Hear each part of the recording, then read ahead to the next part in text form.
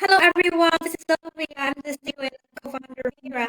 It's really great to see everyone again. So today is another Mira webinar, and we have a very interesting topic, which is the strategy to increase your success on IVF and IUI. We know a lot of Mira users. We're trying to conceive. Maybe we're on the edge to think about, oh, maybe it's the time to go to IVF or IUI, and we have a lot of concerns. And we have to go through cycle, hormone injection, and the success rate. All these things are usually typically on our mind. So today I'm so happy because we invited two wonderful doctors, and they're specialized in the IUI, IVF, and the fertility treatment. So we have Dr. Meir, we have Dr. Ashley. So maybe Dr. Meir, you want to start with some introduction about yourself? Sure. So my name is Dr. Meir Olcha, and co-founder of SAMA. I'm happy to have one of my colleagues here, Dr. Eskew, who's a phenomenal reproductive endocrinologist. That means that we are really fertility specialists. We did some really great subspecialty training. We pretty much take care of the whole gambit of fertility in general. And I'll let Ashley, Dr. Eskew, maybe tell a little bit about herself as well. Yeah, so as Dr. Olcha mentioned, I'm Dr. Ashley Eskew. I'm a board-certified reproductive endocrinologist and infertility specialist. I am co-founder of a digital education company called OBGYN MD that focuses on dietary and lifestyle factors that associate with reproductive outcomes, which I'll be touching on today. And I've been really excited to get to join the SAMA team over the past few months as well, and have enjoyed working with them. So I'm excited to be here with everybody today. Thank you so much, guys. And I think your conversation today will definitely be super helpful to our users. So let me share some slides. So you guys should be able to see the slides on the screen. So before we go to this wonderful presentation, I just have some very quick housekeeping stuff to go over. So as usual, all the information we share here is for your information only. So this will not replace the medical advice you receive from your doctor or your physician. And also, we like to do the poll just as usual, and this will help us to greatly understand how we can help you better or what you're looking for from this presentation and this series of webinars.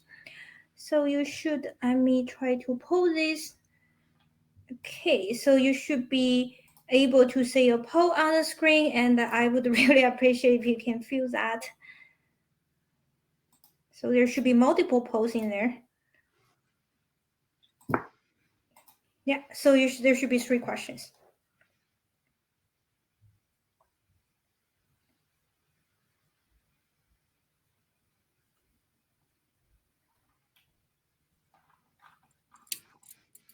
I'm looking at some very interesting answers.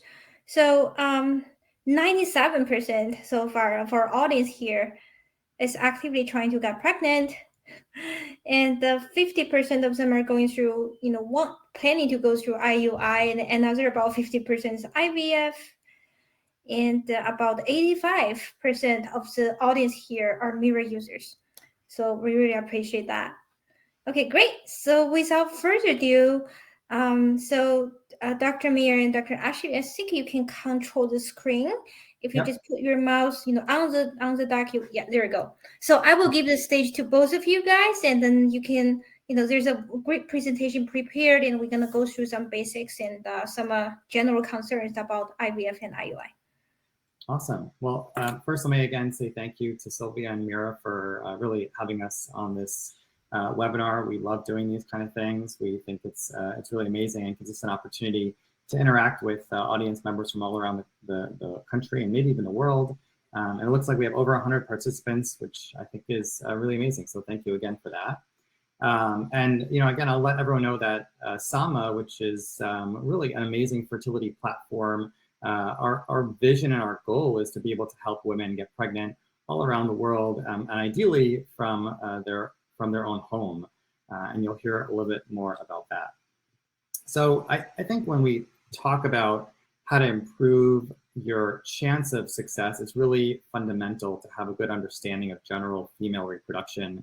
I'm certainly not going to give you the whole textbook here, but I think the important parts are: how do eggs develop? How do they mature? How is that synchronized with the uterus, which is really the environment that the baby grows in? And then what are the hormones or the markers, the molecules that communicate between those ovaries that have the eggs as well as the uterus that holds the embryo? And so what I have is a nice little graph. You'll see on the top in blue, it says follicle cycle. And what we know is that every month, essentially what happens is that a group of eggs will develop. We call that a cohort of follicles. And normally women can have 5, 10, 15, 20. That really depends on your age and how many eggs you have in your ovarian reserve. When a group of eggs develop every month, one of them gets selected to be that dominant follicle, and that grows and grows and grows over the course of 10 to 14 days until at some point it reaches peak growth and starts to break open and ovulate. And I don't think you can see my mouse here, but in that blue box, right around day 14 is the average day that most women ovulate. However, the challenge is that some women ovulate sooner, before day 14, and some women ovulate later. And that's really where you have the beauty of products like Mira come in that can not only track ovulation, but actually give you real numbers that are quantitative, not just qualitative. Now, in terms of the uterus, we see something similar happening. The course, again, starts on day 1 where someone has bleeding. That's the start of your period. And then that continues to grow. Now, as the eggs develop and you start to mature a follicle and it gets ready to ovulate, what we see happening in the uterus, which is the womb, is that the lining starts to thicken and it gets to an optimal thickness where it is really ready for embryo implantation and ready to carry that pregnancy throughout term. And in the middle in green is the hormones. And I think really while there's lots of hormones available for us to track and to look at, there's 3 key hormones that I think all women should be at least somewhat familiar with. LH is luteinizing hormone. That's probably the most common one that people are familiar with. That's the one that peaks when you're ovulating. So when your LH is peaked or it's high, then you know that that egg is about ready to come out. However, there's 2 other hormones that sometimes get overlooked. And again, what I love about the Mira platform is that some of their assays can actually measure. I think they're coming out with one that can actually measure all 3. And what it gives you is the opportunity to look at the estrogen level rise throughout the cycle. That'll help you know that the egg is actually growing. And then the last hormone is what I like to think of just an on-off hormone, and that's called progesterone, and that's in blue. So when the progesterone is low, that means you have not ovulated. If the progesterone is high, that means you have ovulated.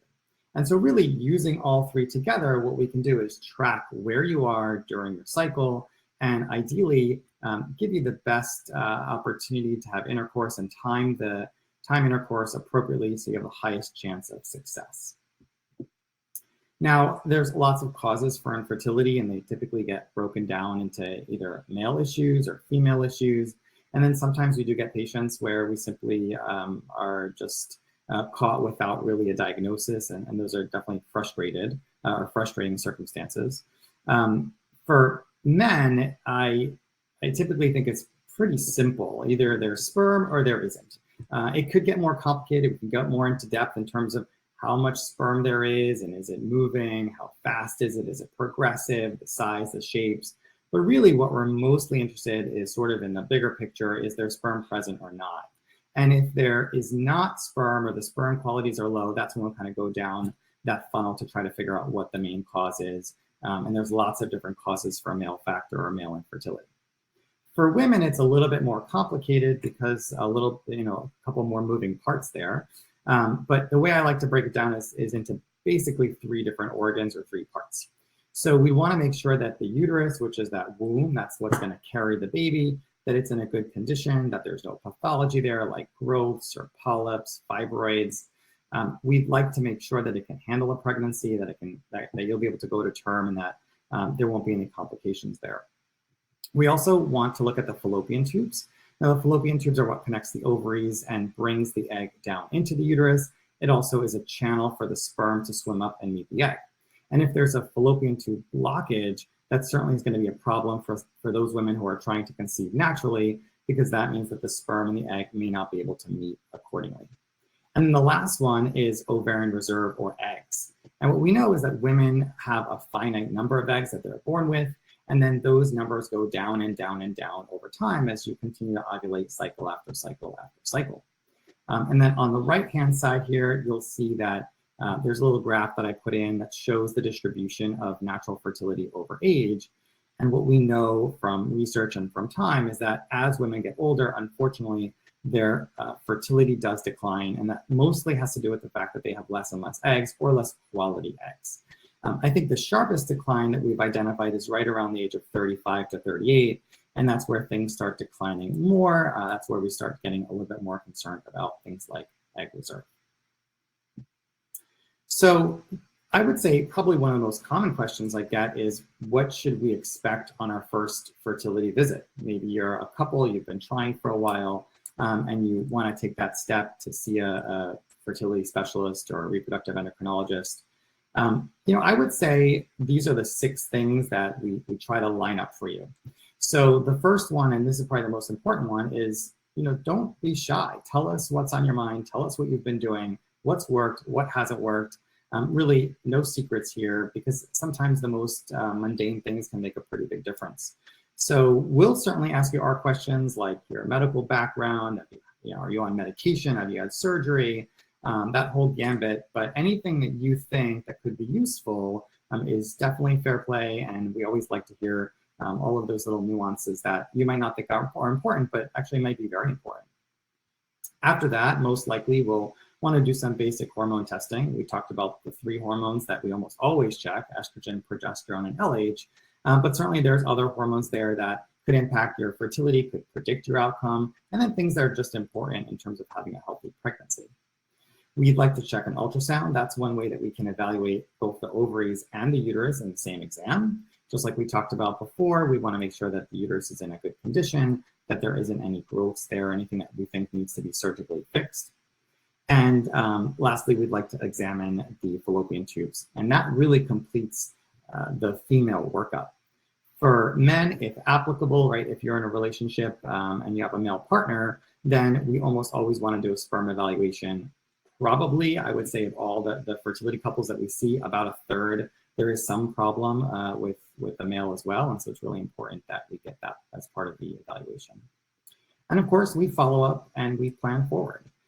Typically, that first part, I call that pre-testing. That's doing steps 1, 2, 3, 4, and 5. That all can happen in a matter of a week or 2 or 3. It doesn't have to take months and months. And then we regroup. We sit together, we have a conversation, we talk about the good, the bad, and we come up with some plan in terms of how to move forward. So the next thing I want to talk about is really the patient journey. And probably one of the simplest steps that one can take is something called ovulation induction.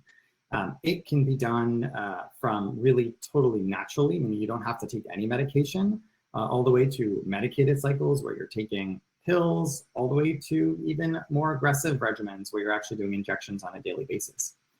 And for this, it all, again, starts with some basic pre-testing, and the treatment and the monitoring is, I think, really where Sama is trying to revolutionize the care of patients, because we'd like to bring as much of that to your own home. And that's where we'd love to collaborate with companies like Mira that actually produce great products that give you really good, reliable results and let you monitor and track your ovulation, track your hormones all in your own house without having to make multiple visits to either a fertility doctor or an OBGYN, which can be very cumbersome. So a typical cycle might start with you calling us, letting us know when your period started, or putting that information into an ovulation tracker. When we're doing medicated cycles, which can sometimes improve your fertility, it can get you to ovulate more than 1 egg. It can also get you to help time the ovulation better. We would direct you in terms of when to take the medication and how to take it.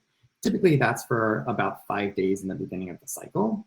And then we track and monitor, and those are what those bright pink dots are for. And so that monitoring might be every day, it might be every other day. Hopefully, most of that monitoring can be provided at home, which is a real benefit of using these types of systems. Finally, it kind of commences an ovulation. Ovulation can happen naturally. You could just naturally have an LH surge. Sometimes we induce ovulation because we think the timing is right, we think the lining is perfect, and the endometrium is just perfectly ready to accept that embryo. And so we might actually give you a medication that will induce ovulation. And that's a great way to time things perfectly at home. Now, sometimes ovulation induction or at-home treatments, simple treatments like timed intercourse just don't work for everyone. There's lots of reasons that people might need some more advanced treatments. And probably one of the most cutting-edge treatments we have in our field is called in vitro fertilization. And what you'll notice is that while most of the beginning is the same, the pre-testing, the treatment, and the monitoring, there are some subtle differences, but really the biggest difference is that we don't let you ovulate on your own. So in this case, the medications tend to be a little bit more aggressive. They tend to be injections, but really it culminates in what's called an egg retrieval. We bring you to an office, and in a surgical center, we actually retrieve the eggs out of the body, and the rest happens in vitro. That means it happens in a dish in our laboratory. It doesn't happen in your body. So that means that we would take the sperm from your partner or from a donor, for example. We'd fertilize the eggs and we grow them in the laboratory in our incubators for about 5 or 6 days. Oftentimes we'll do some type of genetic testing to make sure that the embryo is healthy, that there's no Down syndrome or any other type of genetic anomaly. We can sometimes, or often we can tell what the gender is if that's something that you choose to know. And again, the best part about the SAMA platform is that while traditionally all of this is usually done in the clinic, with the help of products like Mira, we can actually do it at home by being able to monitor your urine hormones and your metabolites on a day-to-day basis, and really get you great care, hopefully with less visits to an outside clinic. I think what's really special about this month is that I think we all have to acknowledge that one of the things that we're all passionate about is that everyone has the right to become a parent. I really love this slide. It's probably one of my favorite slides in our deck. It's because we have to remember that there's so many different situations that patients are in.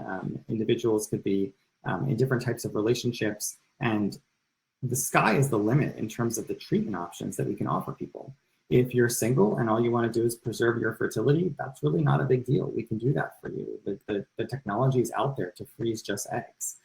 If you feel like you can't carry a baby, or you need someone's help to carry a baby, we have options like surrogacy and adoption. IVF can be done. If you are in a same-sex relationship, or you're single and you need to use donor sperm, those are options that are all available and are available to patients. And probably one of the most unique options is called reciprocal IVF. And this is by far one of my favorite treatment options for patients because it's really cool and fun. And the idea here is that sometimes we have couples who both want really to be involved heavily in the process of their journey to become pregnant. And so we may have a same-sex couple, and what we can do is we can harvest eggs from one parent, and then we can actually take those eggs, fertilize them with donor sperm, and then put the embryo in the second parent or in their partner. And so they're both really intimately involved in this whole pregnancy journey, and they both are involved in the journey to become parents. So, with that, I'll finish with this last slide, which really talks about where you can get fertility care and how SAMA fills that gap. What we can see here is that, unfortunately, the distribution of fertility clinics around the country is lacking. It's just because most clinics are located on the coastal areas in major cities.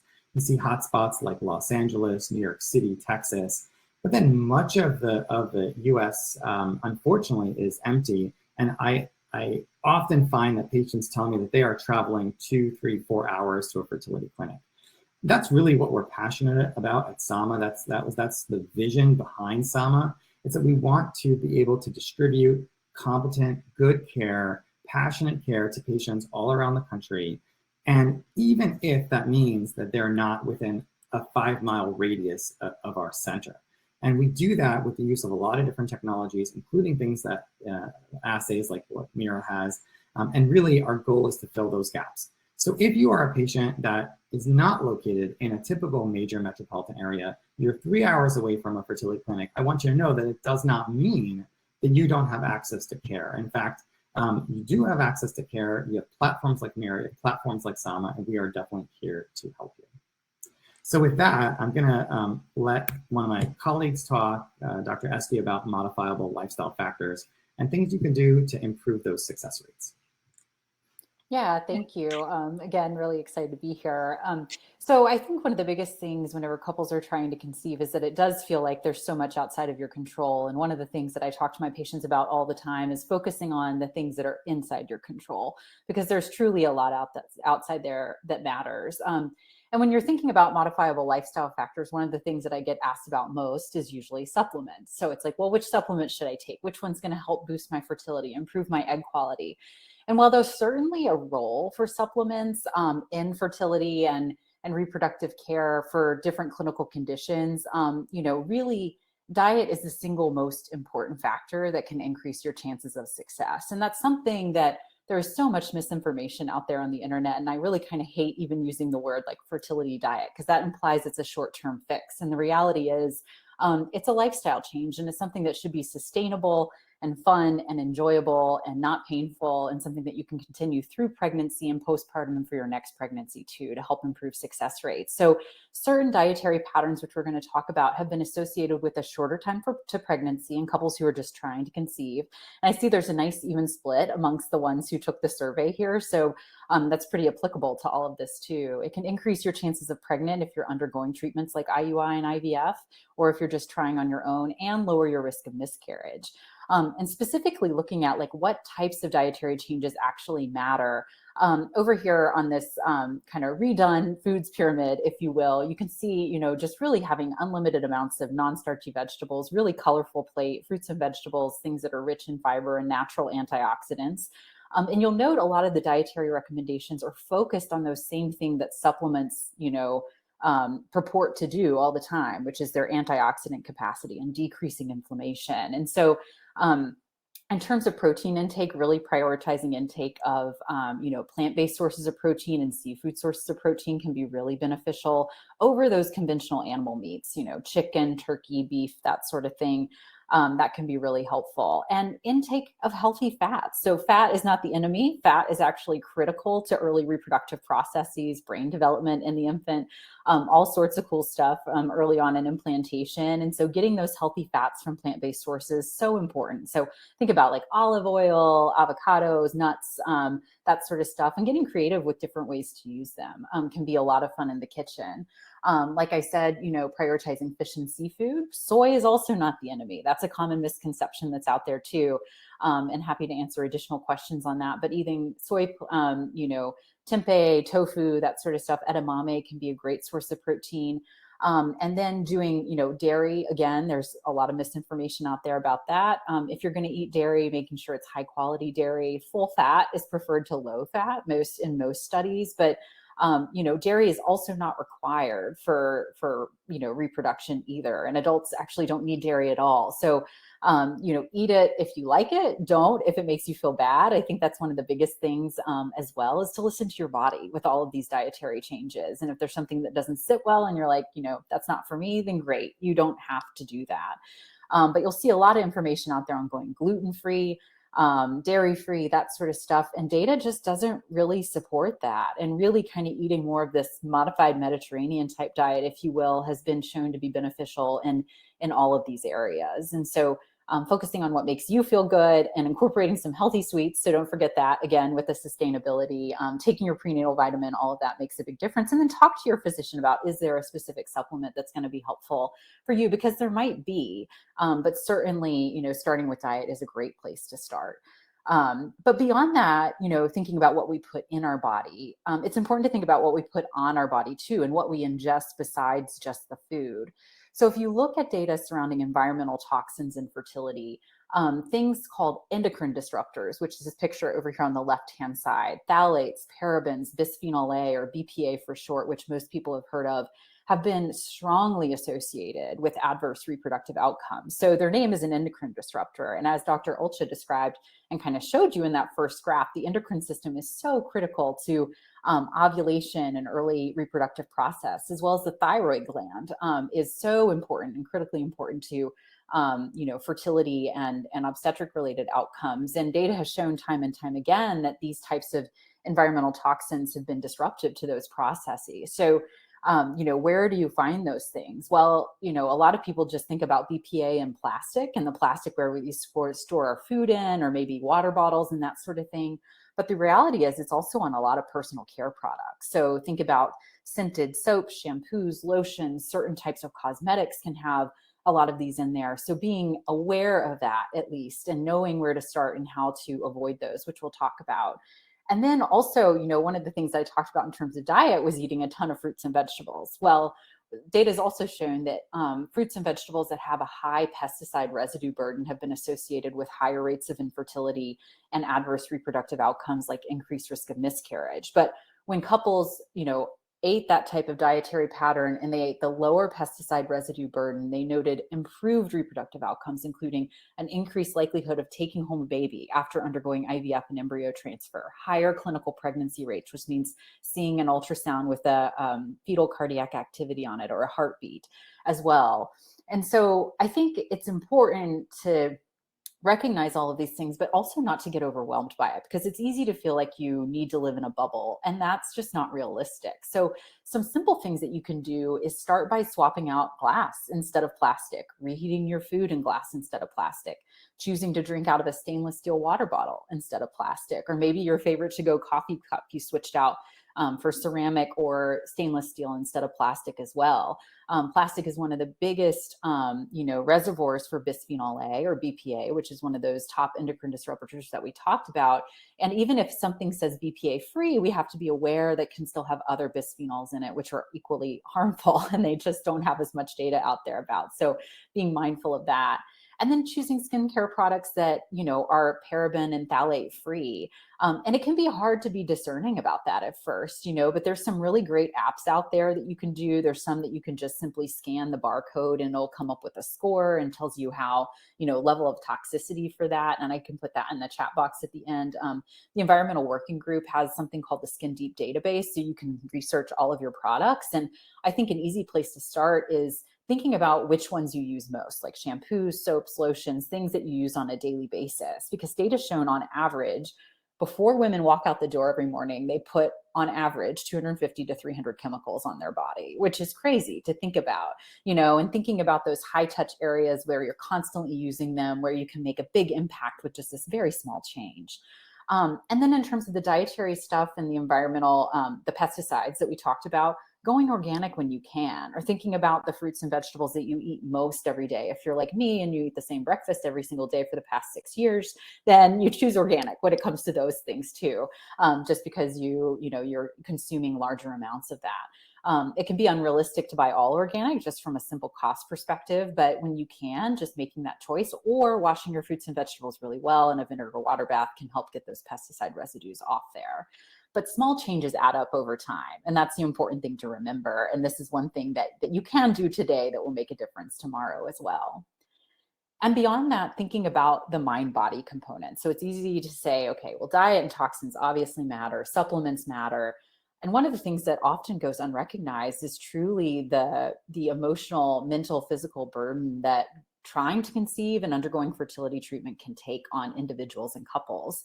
Data has shown that couples undergoing fertility treatment have anxiety and depression levels comparable to patients with a cancer diagnosis, which is crazy when you think about it. And sadly, it's not often talked about. There aren't a lot of resources to plug patients into.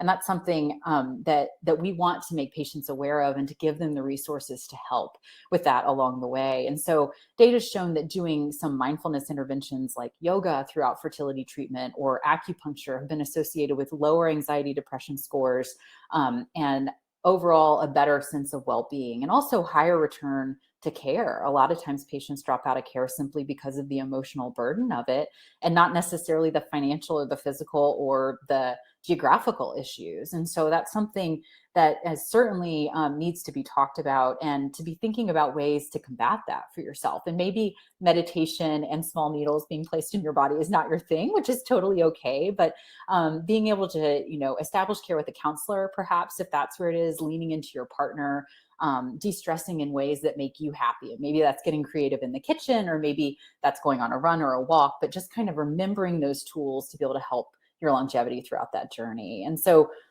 diet, environmental toxins, the mind body, that all plays into things that are in your control to be able to help improve your chances of success, no matter where you are on this path. And that's one of the things that we really, believe at Sama, is that we want to be able to help you take control of your fertility journey as much as you possibly can. And I'll turn it back over to Dr. Olcha.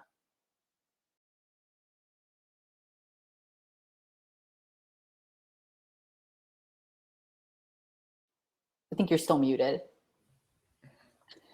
There you go. There you go. I was gonna really echo what you just said.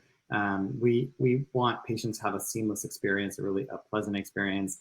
We want them to be successful, and we want them to be treated by competent physicians and staff, and really feel that support that they need throughout a journey like this. And we'd love to provide that.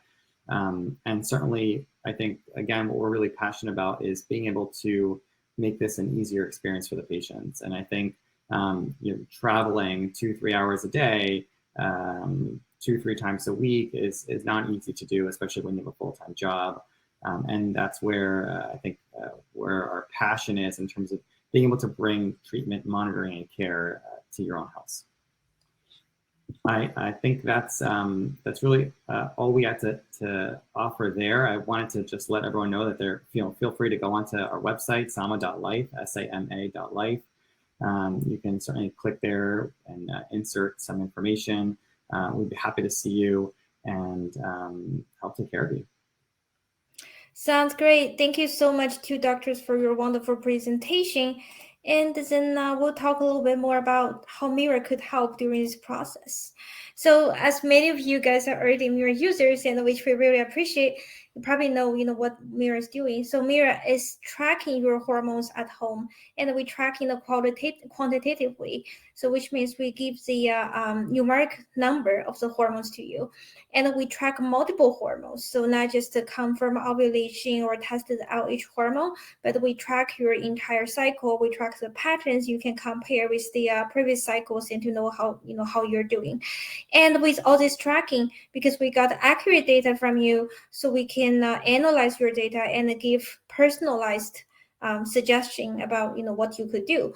So we already have many users, you guys probably aware, and they have a different fertility goals, and most people use Mira to try to conceive. And there's other people try to track their treatment progress for PCOS or hormone imbalances, and some people are tracking to know when their cycle gonna come back, or ovulation gonna come back after like a postpartum or after miscarriage. And now also there's a lot of people trying to track it before they go into the IUI, like a pre-cycle testing, and understand where your body's at, how your health condition is at, and also during the IUI and IVF. So Mira is the palm-sized lab test analyzer. So it's quite small, it fits into your hands, and we test the multiple hormones, LH, estrogen, PDG, FSH right now. And you will see the FSH is a pre-order. It's the newest product we will release very soon. And this actually the pre-order starts today. And if you guys sign up on miracare.com, you will receive an email to get early access and there's certain discounts for that.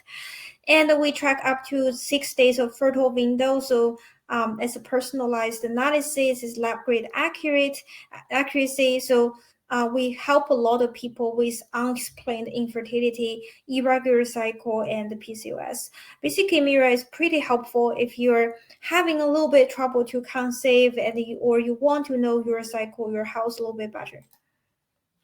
And this one is pretty similar to what Dr. Meir talked about. So this is how our hormone goes in a cycle. So this thick blue line is the LH hormone. So that usually goes up, or we call it surge, like a few hours or like 1 to 2 days before the ovulation happens.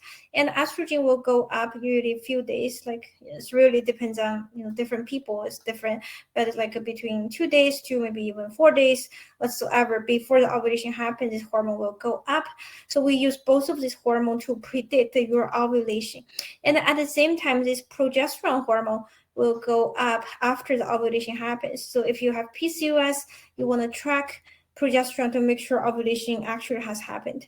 Your body could be trying to generate many small, follicles in the cycle, but none of them got very mature to be released. So that's why you want to have a confirmation to understand.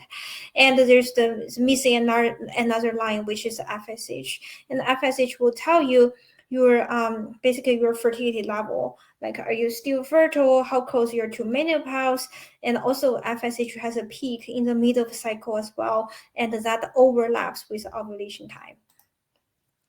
And Mira is the clinically approved product, so we have done many comparison study, benchmarking study. Now we're working with doctors like Dr. Meir in the clinics on a lot of applications. But here just shows the some comparison chart. We tested the hormones by Mira, and we tested those same hormone by Abbott i2000. So Abbott i2000 is a pretty big machine.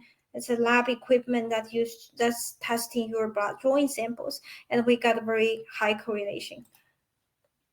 So how can Mira help during the fertility treatment? So there are two ways Mira could help. One is during the pre-testing phase. So when you're going to see the fertility clinic, and usually you will get the certain checks to be done, and the doctor will try to understand your cycle, will monitor your hormone, and those information are super helpful for doctor to decide that what treatment is best for you, or if it's really the time you should go be going for a fertility treatment. And during that time, it's good to test with Mira, so the doctor can have continuous the cycle information, and you can also see that to know where the problem might happen and what might be the best treatment plan for you. And also another stage is at-home treatment monitoring. So when you're in the IUI cycle, even you're in the IVF cycle, we're working with some clinics about that, and the doctors are trying to use Mira to monitor the hormone change for the patients at home. So the hormone change during the cycle is very important. If you're doing IUI, like a natural IUI, there's no stimulation. You really want to time to understand, what is that, best time to really, get this thing done so you can maximize your chance. If you're in the stimulated cycle, like IVF, most IVF are stimulated, I think. So you will want to understand, where that stimulation is at, what is the best time for egg retrieval, and also you want to know there is no overstimulation, which is quite dangerous. And we think the future of fertility treatment is here, because traditionally all these IVF or IUI are done in the clinic, and there are many trips you have to plan to the clinic. The cost is very high. And also, it's it's a difficult process to manage for many people, and especially the fertility treatments are not covered by insurance in many states. So right now, with what Mira is doing, and also what the Sama is trying to do, we think we can combine the telemedicine and the hormone monitoring together. Because if you think about this process, if the hormone monitoring could be done remotely, and you really don't need to have that many trips to the lab and to the clinic, and the doctor can see your data live, right? So you can see continuous data, not just like you test like twice in the cycle. Okay, here are two data points, but what happened on the other days, we don't really know. And you can test this very easily at home as well, so you don't have to plan your trip. And then also this will significantly lower the cost of the cycle. And that will definitely help with the clinic, and also that will help with with your cost for doing this as well. So it's more like it's more convenient and more personalized and more easy to access plan. That's where we're trying to go to. And there's already existing models like this on the market. It's emerging, but we think that's the trend for the future, and that's what Mira is trying to help as well. And we also have done a study here. If you guys are scientists, you can search for that. So basically, we done a study with the clinic, and showing that the doctors are using Mira to replace numerous blood tests during a cycle in the IUF and IUI and IVF. So that's really significantly reduce the number of times the blood needs to be drawn, and the cost, and it makes the cycle much easier to access as well. So we already helped more than 30,000 people conceived with Mira. We have a lot of success story. We have many users, maybe just like your profile, having challenged to conceive, tried many years, and also some of them being diagnosed as unexplained infertility, which is pretty triggering for me to hear. And it's like it's like you're telling me I have a problem, but I don't know what my problem is, and I couldn't do anything. I just it's based on luck. I don't think that's scientific. I don't think the unexplained infertility actually existed. It's just because we lack of scientific research, we lack of data, lack of scientific evidence. So we're talking that way. But that's where really where we want to help people like you guys. We understand our body better, and we know where the problem is at and what we could do. We have better control overall. And you're more than welcome to join our Mira Fertility Club on Facebook if you haven't done that. We already have more than 8,000 users there. People talk about the their fertility journey. People support each other, and also we share our test results about Mira. Great. So I think that's all I want to share about the Mira. So now we can go to our Q&A section. I have seen many very engaging questions there here. So let me take a look about this. Thank you guys for putting all this the information here. So one question, maybe I'll go from earlier questions and then later. So one question was that I saw earlier that someone's saying that this presentation is a lot about in general about the fertility treatment and the fertility health. Is there any extra advice? I know Dr. Ashley talked something about the nutrition and the supplements or so on. Is there any specific advice or extra advice we can give to the our users about how to increase your success rate during IUI or IVF? Yeah, I mean, I think that there's a lot that people can do in general. I think it starts with knowing your body, right? And knowing what your diagnosis is. Why are you actually having the problem that you're having, and what's the cause of your fertility? I think if you focus your time on that, that might mean working with a physician to try and figure out what the actual diagnosis is. That's always the first step. It's hard to treat someone a little bit blindly, and I certainly sympathize and share your feelings, Sylvia, with this unexplained diagnosis. It's a very hard diagnosis to give someone. I think that I agree. It's not that it's unexplained, it's just that we don't have the ability to explain it right now, or we don't have the technology to explain it. Outside of that, I know that Dr. Esky mentioned a lot of things. I don't know if you mentioned CoQ10, but that's certainly one of the supplements that has quite a lot of research on. And if you're going to start supplements, I think starting them for at least 6 weeks before you're going to actively try is always a good idea. I don't know that we talked about prenatal vitamins, but that's something that every person that is trying to conceive should really be on, not just to help their fertility, but also to have a healthy pregnancy and to prevent some of the downstream effects of things like neural tube defects. And particularly the timing of prenatal vitamins, just to kind of piggyback on that too. A lot of times people think they don't need to start that until they're actually pregnant, but data would say taking it 2 to 3 months prior to pregnancy is actually most beneficial in terms of reduction in miscarriage rate, decreased neural tube defects.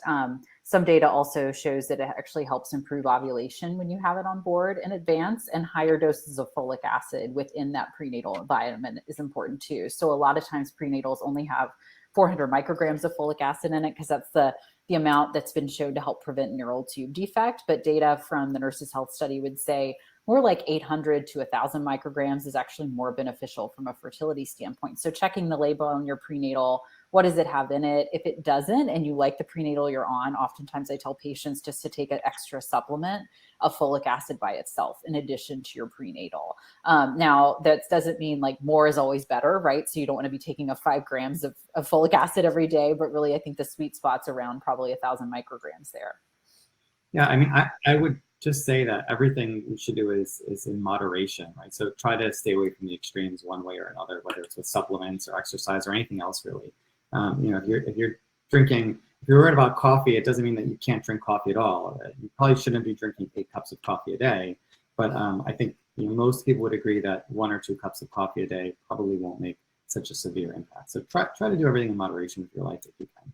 Right. And I think just while you touched on exercise, Carol asked a question about exercise. I was typing a response, but I'll just say it instead. So I think it's a great question to ask about what type of exercise can help improve chances of success. And data would say that there's no one certain type of exercise that's going to be beneficial, but that exercise and physical activity in general, when when trying to conceive and undergoing fertility treatments, and even during IVF, is actually beneficial as little as 30 minutes, 5 days a week. Now, you want to be cognizant of the type of exercise you're doing, that, as your ovaries get bigger, as you're undergoing IVF, you don't increase the risk of ovarian torsion or an ovary flipping on itself. So avoiding more of like those high impact physical activity type exercises like box jumps, burpees, things that are going to make you jump around a lot, but doing, walking and light jogging, spinning, all of that is great. And also from the mind-body component, going to help decrease that anxiety surrounding treatment too.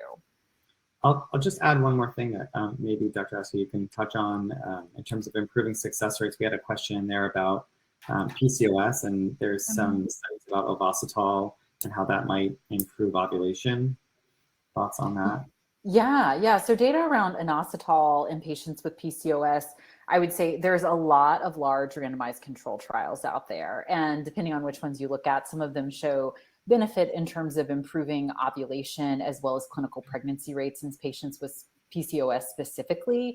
And the way inositol works is it's basically an insulin sensitizer. So inositol itself exists in the body. It's already physiologically there. And in women with PCOS, it's just a little bit out of balance. And so by taking inositol, you help improve that balance, improve insulin sensitivity, which is going to impact ovulation and thus pregnancy rates through that.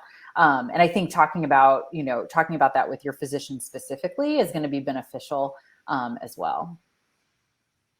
That sounds great. Thank you so much, guys, for that question. And another question I saw here is like, we haven't touched anything about the men. So is there anything you guys recommend to do to increase the maybe the sperm count, the sperm viability, or morphology? Sure. I mean, I'll talk about the medicine, and if you want to talk about the supplements. Yeah. I mean, look, I think the first thing is you should have a good workup, as I mentioned before. We'd never push any kind of prescription medication on men unless we know what we're treating. There are different types of medications that are out there that men can take that can improve sperm counts. Some notable ones are things like Clomid, that's very often used when the sperm counts are low. Again, in certain situations, if they meet criteria for that. There's some other more aggressive regimens like FSH or HCG that can improve sperm counts again. These are all things that you would discuss with your doctor and that you would only really take if there's some serious problem and if that can be identified. The only other thing I would add there in terms of medications is there are things that you don't want to take.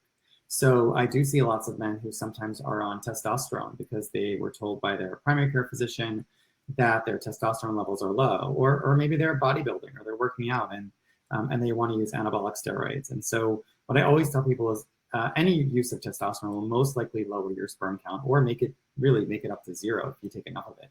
So if you're trying to conceive, I certainly understand if your testosterone levels are low, but I would stay away from testosterone. There are other ways to improve your testosterone level without actually taking it. It will most definitely impact your sperm quality and your quantity. Yeah, and I would say in addition to that, the same dietary, recommendations and patterns that we looked at have also, for men specifically, been associated with improved sperm motility, improved counts, improved fertilization rates in couples undergoing IVF. So, making that more of like a joint effort. It's not just all about the woman, right? And I think that so much of the time it's that emphasis is placed on that, but it matters for the male factor as well. And when data's looked at, supplements for male fertility is a multi-billion-dollar industry every year. And when data has looked at the role of supplements for male fertility, it has truly shown no benefit in large, well-designed randomized control trials. So I would save your money on the supplements for men unless your doctor specifically recommends something, that's a prescription medication like Dr. Olcha mentioned. and really focus on the dietary and lifestyle factors. And whenever men were randomized to either eating a few ounces of walnuts a day or taking this male fertility supplement, the one who ate walnuts, which is like, rich in vitamin E, selenium, a nice natural antioxidant, good healthy fat, actually saw significant improvements in their sperm parameters compared to those who took the supplement. So no difference. So I think, again, I sound like a broken record, but diet, number one, is going to be really helpful in that regard. Same thing with sugar sweetened beverages, cutting that out. Limiting alcohol intake for men to no more than 4 to 6 drinks a week is beneficial. Caffeine intake, data is not super strong there, but again, don't consume it in the form of like monster energy drinks. Like if you drink a high quality coffee or tea, that's fine. A couple cups a day, totally okay. If you smoke, quit smoking. Those are all easy, modifiable lifestyle factors that can help improve it too. Sounds great. And another question is that how is Summit different from Progeny or fertility care through Kaiser? Yeah, I mean, things like Progeny, for example, they are really platforms that other larger companies can use for their own employees. It's sort of like a type of insurance. So they're not a fertility clinic. They don't actually offer fertility care. Sama is really different. Sama is a fertility platform that is able to reach outside of of any major city, but actually anywhere in the country. With the use of our technology, our mobile applications, our platform, and telemedicine, and help women get good fertility care anywhere in the country. Sounds great. And I also saw some questions about Mira, so I'm just gonna try to answer here. So one question is that is it possible to test the Mira Plus test once and the confirm test once with the same urine sample? So I would suggest you to go with the Mira Max. So we already pre-order Mira Max, and if you don't get it yet, and go to our website and you can pre-order and you can get it very soon. I think the product will be shipped in a few months. So it's the and that will test LH and the estradiol and also the PDG all on the same test one. So you don't have to use 2 test ones or try to test that twice. And before that, while you're doing the testing, we would suggest you to not use the same urine sample. And the reason being that because each test is gonna run 60 minutes, right? So, and we want you to use a very fresh urine sample, as fresh as possible. And you don't want your urine sample to sit there for a while and just run the second test, because the hormone may start to degrade and you may get different answers answers with confusion.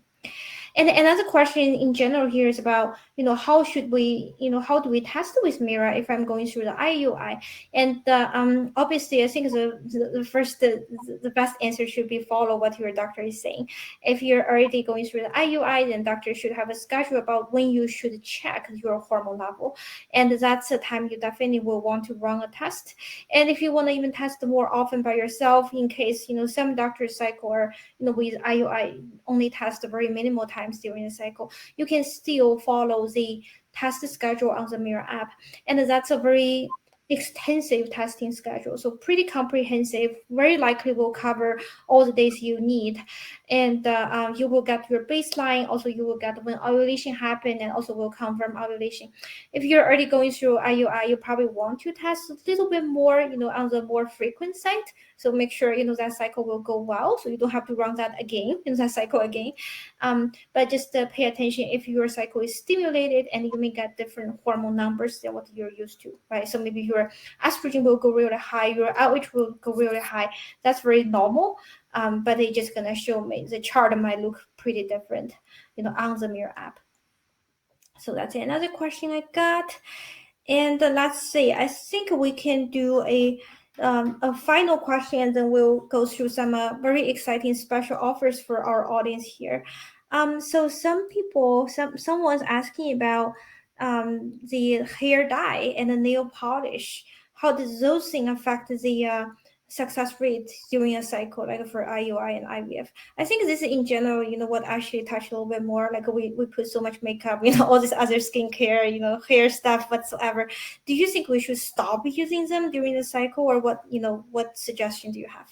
Yeah, that's a great question. I mean, there's really no data specifically about hair dye or nail polish exposure, but there are a lot of greener alternatives. So I think understanding what's in your hair dye because some of them are full of, crazy amounts of toxins, whereas others are a little more organic and green. Asking your hairdresser, like, what's actually in there? Can I see the ingredient label? And same thing with the nail polish. More and more, even at nail salons, are offering, actually toxin-free nail polish that is phthalate-free and all that sort of stuff. So paying attention to that is only going to be helpful. It's not going to hurt. But again, not feeling like you have to live in a bubble, that you can't get your nails done, you can't go enjoy those things. But you see more and more of those, advertised on social media now and that sort of stuff. So just looking for the better alternatives, I think, is a great place to start. Sounds great. Thank you so much, doctors. And I like to give some, special offers to our audience who stayed until this time. So anyone, who is still here, you're gonna get this code, so you can use success on the Mira website to get 10% off on any Mira product. Even you're already a Mira user, you wanna get the refillable ones, and maybe there's a time to stock up some refillable ones. And here you can use the code. So this will be available until July 12th. And this is only for you guys, who is on this webinar. And at the same time, we have a, equally exciting thing. If you're interested in some fertility and you want to try, and the first 10 patients can use the code MIRA500 to get the free consultation up to $500 off on the fertility preservation. And you can go to summit.life, their website, and try to redeem this. Great. I think that's all we have today. And I will run a final poll here. So you guys please help me to fill that. And this is the feedback poll as usual. So that will help us to understand how we did and what you're interested in, and if we should run a similar topic, or what others you're looking for in the future. So I will leave this on the screen for a few seconds. And meanwhile, Dr. Meir and Dr. Ashley, do you have anything else to add? Like, we already know your website. Is there anywhere else you want people to find you, or any other comments you want to encourage people to talk to you? Well, I mean, we just encourage everyone to, try your best. And I would say, stay positive, stay optimistic. It's a hard journey sometimes, a very long journey, and it can be very frustrating. So do your best to stay as positive as you can. I would, I usually tell people to stay away from Google and things like that. Sometimes it's useful, certainly, but sometimes it can be scary. And check with your doctor before you believe anything that you read. I would definitely echo that, and try to, be wary of and try not to compare yourself to anybody else, right? I mean, every individual is unique, and everybody's journey is also unique. And that's why a physician should treat you as an individual. If you're not happy with who you're seeing, get a second opinion. I think you should be empowered to do that, and knowing that you deserve to be heard and seen, and get the care that you deserve. Sounds great. Go ahead, I was just going to say thank you one more time to Sylvia and Mira for having us on here, and we hope this was helpful for all our listeners. Yeah, thank you so much, Dr. Meir and Dr. Ashley. I think that was a great conversation, and it will definitely be very helpful to our users. And I just put the handout on the screen. So if you guys are interested in this presentation and there's some detail, I saw one comment saying there's a lot of detail here and you probably want to read it later, and here's the opportunity to download. And also this webinar is recorded and it will be uploaded to a Mira YouTube channel. So you can look forward to that in like a day or so. Everything you can, if you want to rewatch, and everything will be there. So I thank two doctors, and I wish everyone the best luck as well. We fully understand the fertility journey is very challenging, and that's why we invented Mira, and we have this business, and we're here to help you. Not only just during your natural cycle, and now it's more like going through the fertility treatment. So best luck, and if you haven't, say our pre-order for the Mira Max wand, which tests the 3 hormones at the same time, and also today, the FSH wand is gonna go pre-order. And if you don't see that, and go to our website and register with your email address, you're gonna receive that. You can get early access and get discount. Great, thank you everyone, and I will see you next time. Bye. Bye.